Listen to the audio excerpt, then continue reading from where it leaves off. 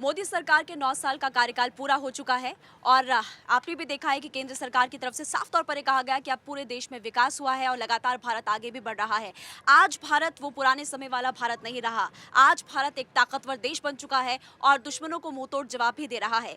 लेकिन इसी बीच विपक्ष लगातार सवाल खड़े कर रहा है और विपक्ष को आपने देखा है कि राहुल गांधी जब विदेश दौरे पर जाते हैं तो किस तरह से प्रधानमंत्री नरेंद्र मोदी पर निशाना साधते हैं। मैं इस वक्त वंदे भारत एक्सप्रेस में मौजूद हूं, जो कि मोदी सरकार की तमाम बड़ी उपलब्धियों में से एक है। आज केंद्र सरकार की तरफ से 9 सालों में क्या कुछ काम किए गए, क्या उपलब्धियां हासिल की गई है, इन तमाम सवालों का जवाब देने के लिए हमारे साथ केंद्रीय स्वास्थ्य राज्य मंत्री एसपी सिंह बघेल मौजूद है और उनसे हम तमाम चर्चाएं करेंगे और उनके साथ हम बातचीत करेंगे और उनसे ये भी जानेंगे कि विपक्ष जो लगातार सवाल सरकार पर खड़े कर रहा है उस पर उनका क्या जवाब होगा। सबसे पहले बघेल साहब, आपका बहुत बहुत स्वागत भारत 24 में। नमस्कार। अच्छा, सबसे शुरुआत पे तो मैं आपसे कहूंगी कि 21 जून को आपका बर्थडे आने वाला है। हैप्पी बर्थडे इन एडवांस, जन्मदिन की ढेर सारी शुभकामनाएं। थैंक यू और बड़ा विशेष दिवस है। जी प्रधानमंत्री जी का धन्यवाद देना चाहूँगा कि मेरे बर्थडे 21 जून को उनकी पहल से, उनके प्रयास से संयुक्त राष्ट्र संघ ने उसको अंतर्राष्ट्रीय योगा दिवस चुना है और उस दिन दुनिया के सभी राष्ट्राध्यक्ष, चाहे वो प्रधानमंत्री हों, राष्ट्रपति हों, सैनिक तानाशाह हों या राजा हों, जी वो भारतीय योग को करेंगे। जी। अच्छा, बात क्योंकि हम करेंगे मोदी सरकार के 9 साल के कार्यकाल के, 9 सालों को आप किस तौर पर देखते हैं? कितना काम सरकार ने किया और क्या करना भी रह गया है बाकी? देखिए, 9 साल के कामों को बताऊंगा तो वंदे भारत जब तक भोपाल पहुंचेगी तब तक भी पूरे नहीं होंगे, लेकिन फिर भी 9 साल बेमिसाल और गरीब कल्याण सुशासन के ये 9 साल हैं। और सबसे बड़ी बात है कि ये विकास युक्त और भ्रष्टाचार मुक्त 9 साल हैं। जी लुटियन जोन में, जिसको मैं काजल की कोठरी कहता हूँ, और उसमें कोई प्रधानमंत्री अपने मंत्रिपरिषद के साथ 9 साल गुजारे और भ्रष्टाचार रूपी काले का एक भी दाग अपने चेहरे पे ना लगाए, ऐसा आम आदमी नहीं, कोई आम आदमी तो कर ही नहीं सकता, कोई खास व्यक्ति पॉलिटिशियन नहीं कर पाई। क्योंकि 52 वाली सरकार में ही कृष्णा मेनन का जीप घोटाला हो गया था, फिर 2G हुआ, 3G हुआ, कोयला हुआ, कॉमनवेल्थ हुआ, बीच में बोफोर्स हुआ, आदि आदि भ्रष्टाचार हुए। लेकिन ये 9 साल मोदी जी के जी जो हैं विकास युक्त और भ्रष्टाचार मुक्त हैं। तो एक शेर सुनाना चाहूँगा कि न मांझी न रहबर न हक में हवाएं, है कश्ती भी टूटी ये कैसा सफ़र है, फ़कीरी का अपना अलग ही मज़ा है, न पाने की चिंता न खोने का डर है। तो देश के प्रधानमंत्री नरेंद्र मोदी को पाने और खोने की चिंता नहीं रहती है। जो भी वो निर्णय लेते हैं बिना तुष्टीकरण के, वो जनहित, गरीब हित और राष्ट्र हित में लेते हैं। तो ये जैसे गुप्त काल भारत का स्वर्ण युग था, ये मोदी काल भारत के विकास का स्वर्ण युग है। अच्छा, विपक्ष की अगर बात करें, विपक्ष साफ तौर पर सवाल खड़े कर रहा है, कह रहा है कि बेरोजगारी देश में बढ़ रही है, महंगाई बहुत ज़्यादा बढ़ चुकी है। अ, बेरोजगारी भी नहीं बढ़ी है, ना महंगाई बढ़ी है। दो बातें वो करेंगे, एक गैस के सिलेंडर की बात करेंगे और एक पेट्रोल डीजल की बात करेंगे। लेकिन उन्हें दूसरी तरफ ये भी दिखाई पड़ना चाहिए कि 55 करोड़ लोगों ने बैंक का खाता खोला है। उनके ज़माने में तो बैंक की शक्ल नहीं देखी थी, इसका मतलब अब पैसा है वहाँ पर। दूसरा जो है, नौकरी जो लगी हैं, जैसे प्रधानमंत्री जी ने 10 लाख नौकरियों का वादा किया था और रोज़गार मेले लग रहे हैं। कल परसों 6वें रोज़गार मेले में मैं रतलाम गया था। 70,000 लोगों को एक बटन दबा के मोदी जी ने केंद्र सरकार में नौकरी दी है। इन नौकरियों की एक तारीफ़ है कि मोदी जी का, अगर आज़ादी के बाद आप मेरे से पूछें कि कुछ अच्छी योजनाएं बताएं, तो एक उसमें मैं केंद्र सरकार की नॉन गज़टेड समस्त नौकरियों में और भारतीय जनता पार्टी शासित राज्यों की समस्त नॉन गज़टेड नौकरियों में साक्षात्कार समाप्त करना, भ्रष्टाचार को समाप्त करना है। जी इंटरव्यू लेने के लिए कभी नहीं होते थे, इंटरव्यू निकालने के लिए होते थे। लेना है तो आगरा की स्पेलिंग बता दो, और जब नहीं लेना है किसी को तो चेकोस्लोवाकिया की बताओ। और जब तक इंटरव्यू का, इस इंटरव्यू की तरह वीडियो रिकॉर्डिंग नहीं होगा, आप कोर्ट में नहीं जा सकते थे। तो समस्त नॉन गज़टेड नौकरियों में इंटरव्यू समाप्त कर दिया है। केवल लिखित परीक्षा के आधार पर ही नौकरियां लग रही हैं और फिजिकल को केवल क्वालिफाइंग कर दिया गया है। तो गज़टेड नौकरियों की संख्या कम होती है। फॉर एग्जांपल, ज़िले में कलेक्टर एक होता है, पटवारी बहुत ज़्यादा होते हैं। तो ऐसी समस्त ग्रुप बी, ग्रुप सी और ग्रुप डी में इंटरव्यू समाप्त करना बच्चों के लिए लाल कारपेट बिछा दी है कि चले आओ शास्त्री भवन, नॉर्थ ब्लॉक, साउथ ब्लॉक और कृषि भवन और निर्माण भवन में आके नौकरी करिएगा। लेकिन इसी बीच देखिए अब क्योंकि आप विपक्ष की हम बात कर रहे हैं, राहुल गांधी जब भी विदेश में जाते हैं तो हमेशा केंद्र सरकार पर निशाना साधते हैं, प्रधानमंत्री मोदी को भी आड़े हाथों लेते हैं। इस पर आप क्या कहेंगे? नासमझ हैं। ऐसे बयान देकर वो, चूंकि देश में उनको नहीं सुना जा रहा है, हाँ जी। उनको मज़ेदार बात है अमेठी में नहीं सुना गया है। अपनी बैटल फील्ड खुद चुनी है, बैटल ऑफ पानीपत या बैटल ऑफ वॉर, उन्होंने खुद अमेठी चुना जो उनकी पैतृक और पारंपरिक सीट थी जिस पर वो हारे हैं। तो अमेठी के लोगों ने जब उन्हें गंभीरता से नहीं लिया है तो विदेश में कोई उन्हें गंभीरता से नहीं लेता। हमें राहुल गांधी से सर्टिफिकेट लेने की आवश्यकता नहीं है, क्योंकि मोदी जी वैश्विक राजनीति के अब नेता हैं और दुनिया के सबसे लोकप्रिय नेता हैं। जी। विश्व की सबसे बड़ी पार्टी भारतीय जनता पार्टी है, उसके नेता हैं। तो राहुल गांधी से हमें सर्टिफिकेट नहीं लेना है। अभी अभी आप देखो कि ऑस्ट्रेलिया के प्रधानमंत्री ने उनको मोदी बॉस कहा है। तो ये हमारे मुंह से स्लिप ऑफ द टंग हो सकती है, लेकिन जब विकसित राष्ट्रों के प्रधानमंत्री कुछ बोलते हैं तो उनका एक एक शब्द का बहुत अर्थ होता है। तो ये जानबूझकर उन्होंने बॉस कहा है, ये किसी हमारे ने लिए प्रधानमंत्री के पैर छुए, किसी ने ऑटोग्राफ भी लिया। उसी में मैं आ रहा था कि प्रधानमंत्री जी के गिनी के प्रधानमंत्री पैर छू रहे हैं और सर्वोच्च, एक देश का सर्वोच्च पुरस्कार उन्हें मिल चुका है। ऐसे 9 साल में कई देशों के सर्वोच्च पुरस्कार मिले हैं। जब वो यूएस जाते हैं तो मेंबर ऑफ पार्लियामेंट सेल्फी लेने के लिए दौड़ लगाते हैं। अभी अमेरिका के राष्ट्रपति ने ये कहा है कि आपको जब डिनर मीटिंग होगी तो अमेरिका के बड़े-बड़े सेलिब्रिटीज़, चाहे वो बास्केटबॉल के रहे हों, खिलाड़ी हों, या वो फुटबॉल के रहे हों, या टेनिस के हों, अथवा उद्योगपति हों, अथवा एनआरआईज़ हों, वो सब प्रिविलेज क्लास के सिटीजन उस डाइनिंग टेबल का निमंत्रण मांगने के लिए अमेरिकन राष्ट्रपति पर प्रेशर डाल रहे हैं। ये उन्होंने स्वीकार किया है। तो ये एक बहुत बड़ी बात है। तो राहुल गांधी जब ऐसा बयान देते हैं, जैसे वो एक बयान देते हैं, आपका क्वेश्चन तो बड़ा साधारण है लेकिन मैं उसको बड़ा बता रहा हूँ। जी। उन्होंने ये भी कहा है कि संवैधानिक संस्थाएं वहाँ पर खतरे में है। तो राहुल गांधी के मुंह से ये बात इसलिए अच्छी लगती है कि उनकी स्वर्गीय दादी श्रीमती इंदिरा गांधी ने 25 जून 1975 को आपातकाल लगाया था। आपके जन्म से पहले की बात है ये। मैंने उस आपातकाल को देखा है थोड़ा सा। हमारे इलाके के एक तांगे वाले ने मस्ती में आके कह दिया था कि चल मेरी घोड़ी इंदिरा की चाल। इतने पर थानेदार ने उसको भी डीआईआर और मीसा में जेल भेज दिया था।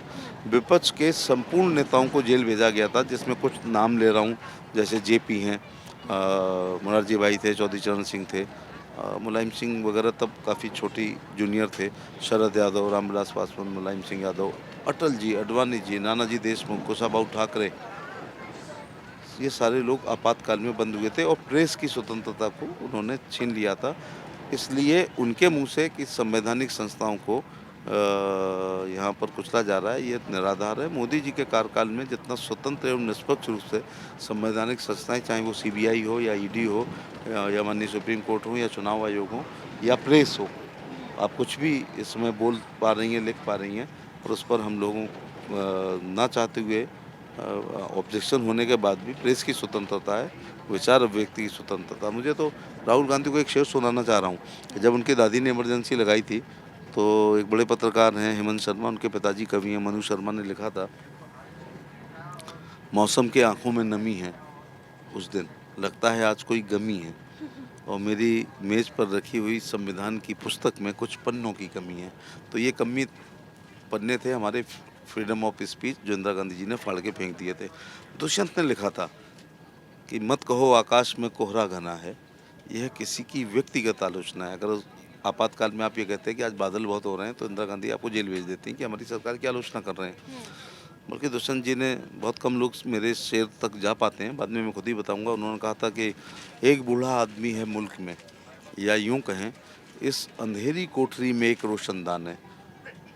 वो रोशनदान थे जयप्रकाश नारायण। राहुल जी की दादी ने उनको भी जेल में भेज दिया था, उनकी किडनी खराब हो गई थी, डायलिसिस पे आ गए थे। तो राहुल गांधी के इस बयान की जो विदेश में देते हैं, ये भारत की एकता, अखंडता, भाईचारा को कमज़ोर करते हैं और हमारे मान सम्मान पर क्षति पहुंचाते हैं। ये राष्ट्र विरोधी वो बातें करते हैं वहाँ पर। अच्छा, क्योंकि ये भी कहा जाता है कि सत्ता का रास्ता पेट से होकर गुजरता है। टिफिन पर चर्चाएं आजकल जोरों शोरों से हो रही है। बीजेपी राष्ट्रीय अध्यक्ष जेपी नड्डा टिफिन पर चर्चा कर रहे हैं। क्या रूठों को मनाया जा रहा है? रूठों को मनाने का सिलसिला तेज हो रहा है या फिर कुछ और कारण है? नहीं नहीं, यही है एक्चुअली। क्या आप हर चीज़ में जो है हिडन एजेंडा आप ढूंढते हैं। हाँ जी। हिडन एजेंडा नहीं है। देखिए, टिफ़िन की बैठक गुजरात में मोदी जी जब प्रचारक थे और संगठन का काम देखते थे, तब उन्होंने ये शुरू की थी, क्योंकि वो तो नए-नए प्रयोग करते हैं। टिफ़िन पर विधानसभा वाइज़ जब हम लोग बैठते हैं तो 200-300 लोग बैठते हैं। ये 300 लोग रूठे हुए थोड़े होते हैं ना, ये पद के अनुसार बैठते हैं। जैसे मंडल अध्यक्ष हैं, मंडल प्रभारी है, मंडल संयोजक है, मोर्चा के लोग हैं, उस इलाके के एमएलए हैं, एक्स एमएलए हैं, एमपी है, एक्स एमपी है, कॉर्पोरेटर्स हैं, मेयर है, ये वो सब बैठते हैं। और जब बैठते हैं तो बहुत सी समस्याओं का हल आपस में मिलने-जुलने से हो जाता है। नंबर 2 बात, भाईचारा बढ़ता है। तीसरी बात है, अनटचेबिलिटी कम होती है। और चौथी बात ये है कि उसमें बड़ी इन्फॉर्मल होती है, उसमें भाषण नहीं होते हैं। बैठे हैं, गप्पे मार रहे हैं, आप हमारे घर का खाना खा रहे हैं, हम आपके घर का खाना खा रहे हैं, मिल-जुल के बात खा रहे हैं और अपना-अपना टिफ़िन नहीं खाना है। तो उसमें एससी के भी लोग होते हैं, बल्कि दलित और महादलित भी होते हैं, बैकवर्ड और अति बैकवर्ड भी होते हैं, फॉरवर्ड के लोग भी होते हैं। इससे एक परिवार की फीलिंग आती है, इसमें रूठे हुओं को मनाने की कोई कंसेप्ट नहीं है। यानी कि एक संदेश है कि जात-पात की राजनीति को भाजपा खत्म कर दे। निश्चित तौर से, and charity begins from home. हम दूसरों को तो कहें कि आप जात-पात ये सब करते हैं और अपने घर में वही रहे, जी। तो अपने घर से शुरुआत हर सुधार की और स्वयं से करना चाहिए। मेरी लोकसभा में पंडित श्री राम शर्मा आचार्य हुए थे, जो गायत्री परिवार के, तो वो 2 लाइनें उनकी हैं, लेकिन इस दुनिया की हर समस्या का हल है। जी। राष्ट्र के नाम संदेश देने की जगह कि हम सुधरेंगे, युग सुधरेगा, हम बदलेंगे, युग बदलेगा। हम दुनिया भर को ठीक करना चाहते हैं और खुद ठीक नहीं रहना चाहते हैं। जी, 2024 के लोकसभा चुनाव की अब बात करते हैं। महासंपर्क अभियान इस वक्त भारतीय जनता पार्टी चला रही है, उसमें बघेल साहब की क्या भूमिका रहेगी? मेरी वही भूमिका है जो एक मेंबर ऑफ पार्लियामेंट की है। एक भारत सरकार के मंत्री होने के नाते मेरी बाकी एमपी की तुलना में 4 गुनी भूमिका इसलिए बढ़ जाती है कि भारत सरकार के प्रत्येक मंत्री को क्लस्टर के रूप में 4 लोकसभाओं का दायित्व मिला है। मेरा सौभाग्य है कि नरेंद्र मोदी जी जहाँ से एमपी चुन के आते हैं, जी। माननीय प्रधानमंत्री जी, वो वाराणसी का मैं प्रभारी हूँ। महेंद्र पांडे जी कैबिनेट मंत्री हैं, चंदौली का प्रभारी हूँ और मछली शहर और भदोही का प्रभारी मैं हूँ। 5वीं, चूँकि मैं राज्यसभा से नहीं लोकसभा से आता हूँ, तो 5वां मेरी अपनी लोकसभा है। इसमें हमें बहुत से काम करने हैं, जैसे 9 साल की उपलब्धि के लिए आपसे प्रेज़ करनी है। इसके अलावा जो इन्फ्लुएंसिव लोग हैं उनसे बात करनी है। हमारे 7 मोर्चे हैं उनकी बैठक करनी है। टिफ़िन बैठक भी करनी है। एक विकास तीर्थ यात्रा करनी है। जैसे आगरा में मेट्रो है, जी। जो 7-8 हज़ार करोड़ की है, तो उसका विज़िट करना था, हम कर चुके हैं। आगरा में स्मार्ट सिटी है, तो ऐसे हर लोकसभा पे मोदी जी ने पिछले 9 साल का, और अकेला नहीं कि इसी काल का, जो बड़ा एक माइलस्टोन काम दिया है, वो उस पे करना है। इसके अलावा महिला सम्मेलन, इसके अलावा लाभार्थियों का सम्मेलन, बुद्धिजीवियों का सम्मेलन, तो निरंतर संपर्क में हम लोग हैं और अभी लोकसभा के लिए बहुत दिन है। निजी तौर से जहाँ तक टिफ़िन वाली बात है, पार्टी के जब निर्देश नहीं भी होंगे, तब भी ये इतना अच्छा आइडिया मुझे लगा है। और इसमें बाकी योजनाओं में आप झंडे, पोस्टर, बैनर, कार्यक्रम में मंच, माला, माइक जी। आदि, वेन्यू, पैसा भी खर्च होता है। टिफ़िन बैठक मुझे बहुत अच्छी लगी कि जब अपने-अपने घर से बना के लाना है। खाना हम खाते ही हैं, आज आपने भी खाया होगा, मैंने भी खाया जी। होगा।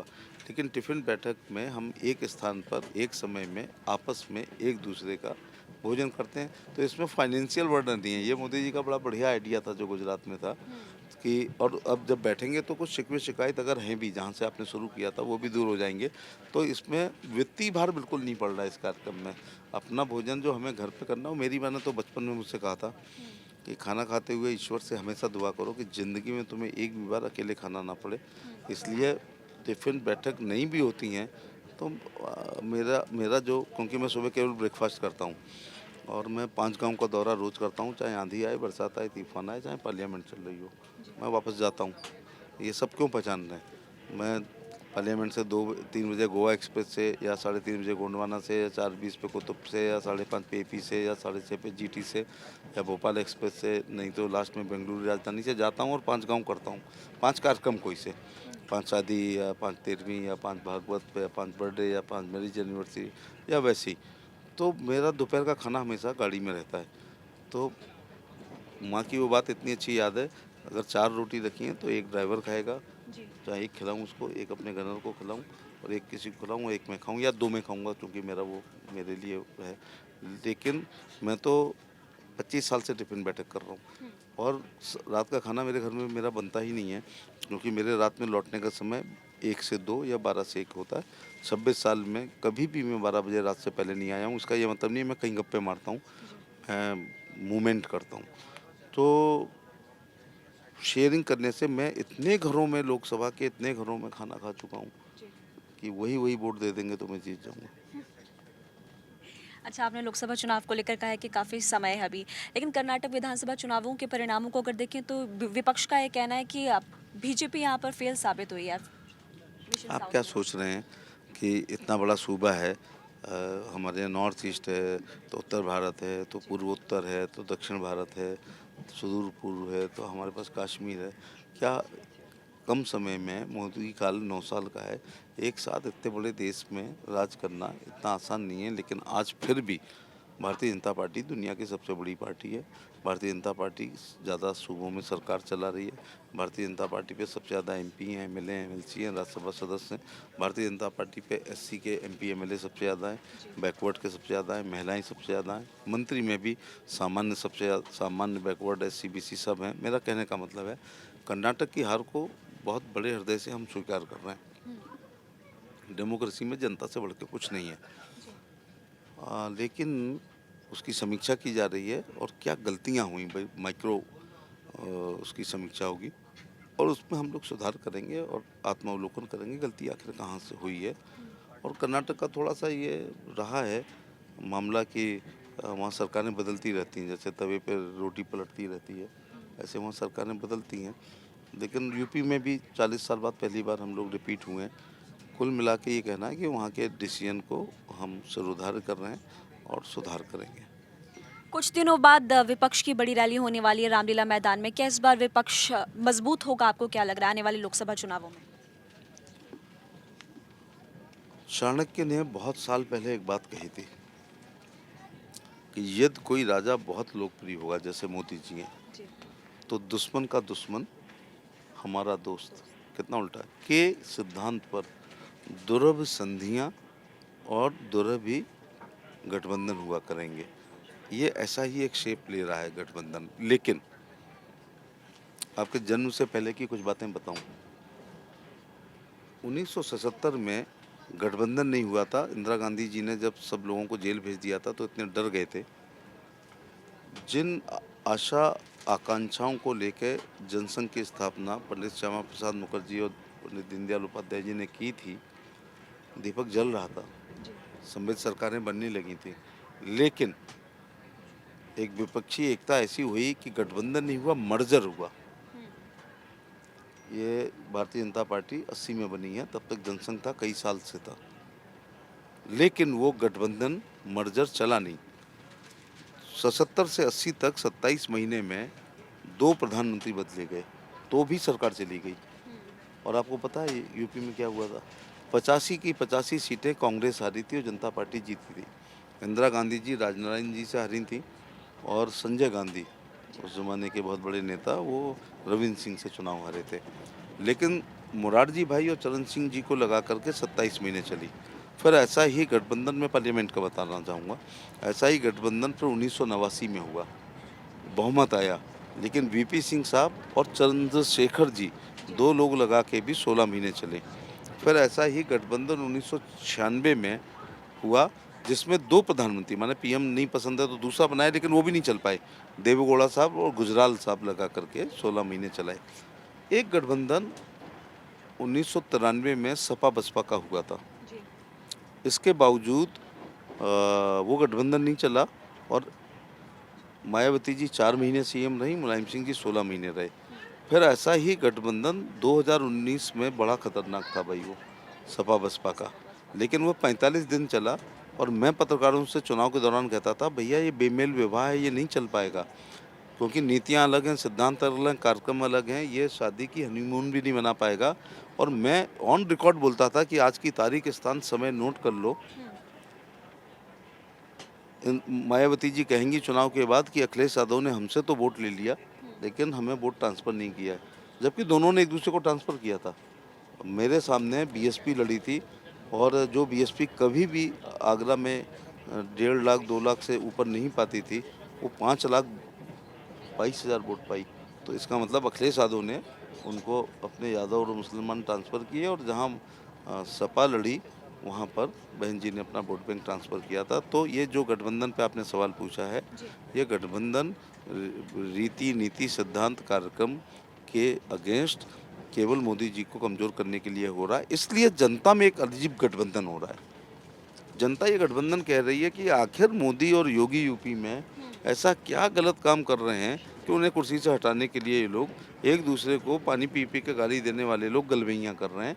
इसलिए एक गठबंधन हो रहा है विपक्ष का, और एक ठंड में तापते हुए अगहाने पर या गर्मियों में खटिया पर बैठ के बैठे हुए गांव के लोग या खलिहान में फसल काटते हुए लोग आपस में एक गठबंधन कर रहे हैं, सामाजिक गठबंधन, ये विपक्षी गठबंधन के खिलाफ। अच्छा, विपक्ष की क्योंकि आप बात कर रहे हैं यहाँ पर, आपने देखा नीतीश कुमार मुलाकात कर रहे हैं, ममता बनर्जी से मिलने के लिए जाते हैं, कभी किसी से मुलाकात करते हैं। आपको क्या लग रहा है कि आने वाले लोकसभा चुनावों में प्रधानमंत्री नरेंद्र मोदी के सामने नीतीश कुमार होंगे, राहुल गांधी होंगे, या फिर कोई और बड़ा चेहरा हो सकता है? अभी तो पहला एजेंडा है कि वो कैसे भी मोदी जी को कमज़ोर करें, जी। लेकिन नीतीश कुमार का जो चुनाव चिन्ह है वो बिहार के अलावा लोग नहीं जानते हैं। अच्छे अच्छे पत्रकारों को भी नहीं पता होगा कि तीर है। डीएमके का चुनाव चिन्ह नहीं पता है लोगों को, एआईडीएमके का पता नहीं है। मेरे जैसे राजनीतिक आदमी को तेलंगाना और आंध्रा में जो सरकार चल रही है उनका चुनाव चिन्ह नहीं पता है। ये लोग क्षेत्रीय दल अपने सूबे के सूबेदार हैं। इस देश के प्रधानमंत्री बनने के लिए दो बातें बहुत ज़रूरी होती हैं। एक, उसका 100% ईमानदार होना बहुत ज़रूरी है, जी। और दूसरा वो फ़कीर टाइप का आदमी होना चाहिए कि उसको ये सब चीज़ें प्रभावित न करें। दूसरा, वो सर्वग्राही और सर्वव्यापी होना चाहिए। तो नीतीश कुमार पटना में शायद कुछ करने जा रहे थे, लेकिन वो जो पुल गिरा है 1200 करोड़ का, तो दो चेहरे हो गए कि एक तरफ नीतीश बाबू सुशासन की बात करेंगे, दूसरी तरफ एक बार गिरा फिर दोबारा गिर गया। तो किस मुंह से वो गुड गवर्नेंस की बात पटना में करते, इसलिए वो कैंसिल हुई है। नन अदर रीजन, उसमें कोई जनहानि थोड़ी होती है, उसमें तो केवल धन हानि हुई है। तो नीतीश कभी वो चंद्रशेखर जी बनते हैं, कभी आंध्रा वाले अपना मन बनाते हैं, केजरीवाल जैसे जिनके एक छोटे से राज्य के मुख्यमंत्री हैं, उनका भी मन बनता है। सारे लोगों को गलतफहमी है कि वो बड़े लोकप्रिय हैं। एक्चुअली चमचों से घिरे हुए लोगों को ये गलतफहमी हो जाती है कि वो देशव्यापी नेता हैं। लेकिन वो कह देश रहे हैं कि सब मिल के आ जाओ और उसके बाद फिर हार जाएंगे, बीजेपी हार जाएगी, ऐसा कह रहे हैं। नहीं, नहीं, जनता भी सब एक साथ देखिए, मिलेंगे तो पक्का। मैं आपको एक बात बताऊँ, और इतना खुल के कोई नहीं बोलता है पॉलिटिक्स में। ना तो उनका, जो लोग विपक्ष के लोग हैं, ना तो उनका एडवाइज़र यूपी में कोई है, मैं तो अपने सूबे की राजनीति जानता हूँ, और ना उनका वोटर कोई है, एडवाइज़र भी नहीं है। अब मैं एक बात बताऊँ, मुलायम सिंह यादव के बिहार के यादव एडमाइरर थे, जी। लेकिन वोटर लालू के थे। उत्तर प्रदेश के यादवों के एडमाइरर लालू यादव को बड़ा पसंद करते थे, लेकिन वोटर मुलायम सिंह के थे, और दोनों ने एक दूसरे के खिलाफ खूब, यादव लीडरशिप कौन रहे नेता, खूब चुनाव लड़ाई। जी। अब मेरे खिलाफ लालू यादव जी ने एक यादव को चुनाव लड़ाया जब मैं समाजवादी पार्टी में था। आपको पता है कितना वोट मिला? 5200। एक एक्स 3 बार के एमपी के एक डॉक्टर पुत्र को जी। 5000 वोट मिलते हैं लालटेन पर। अब सोचो आप, और मैं चुनाव जीतता हूँ 1 लाख से। तो इसी से क्या अर्थ निकला है कि लालू के एडमायरर थे लेकिन वोटर नहीं थे, मुलायम सिंह जी के वहाँ एडमायरर थे लेकिन वोटर नहीं थे। इसलिए जो ये विपक्षी हैं, ये अपने अपने सूबे के सूबेदार हैं। जी। ये दूसरे सूबे, जैसे ममता बनर्जी, कितना खुल के मैं बोल रहा हूँ कि ममता बनर्जी एक सीट पर वोट मांगने आई, वो है वाराणसी की एक सीट, जहाँ पर अपने ये बंगाली लोग ज़्यादा थे। मैंने उनको गंगा के घाट पर आरती होते हुए देखा चुनाव के दौरान, लेकिन वो सीट भी हमने जीत ली। वो बंगाल कार्ड लेकर आई थी, बंगला कार्ड लेके, बंगाली में उन्होंने वहाँ भाषण दिया। वहाँ बहुत बहुत बड़ा वोट बैंक है बंगाल के भाइयों का, लेकिन वो भी भारतीय जनता पार्टी जीती। तो सोचो कि जिस बंगला वासी भाषी लोगों से डोमिनेटेड वाराणसी की विधानसभा पे ममता नहीं चल पाई, जी। तो आगरा में तो उन्हें कोई कोई घुसने भी नहीं देगा। बहुत बहुत शुक्रिया बातचीत करने के लिए। तो हमारे साथ थे एसपी सिंह बघेल, जो कि केंद्रीय स्वास्थ्य राज्य मंत्री, और उनकी तरफ से साफ तौर पर ये कहा गया कि आज देश लगातार आगे बढ़ रहा है। उत्तर प्रदेश को लेकर के उन्होंने कहा कि उत्तर प्रदेश सरकार भी अच्छा काम कर रही है, और ऐसे में उन्होंने ये भी कहा है कि विपक्ष जो है, विपक्ष सिर्फ और सिर्फ बयानबाजी करता है, और राहुल गांधी पर भी उन्होंने जमकर निशाना साधा।